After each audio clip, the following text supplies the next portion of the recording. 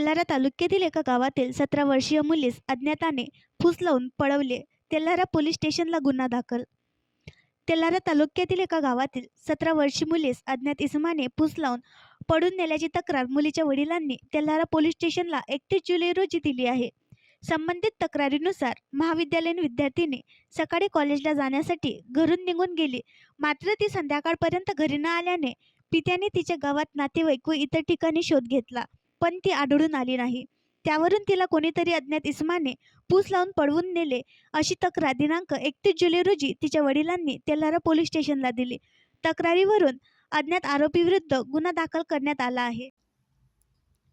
आणखी नवीन व्हिडिओ पाहण्यासाठी आमच्या देशमुख एक्सप्रेस न्यूज चॅनलला सबस्क्राईब करा, लाईक करा आणि शेअर करा.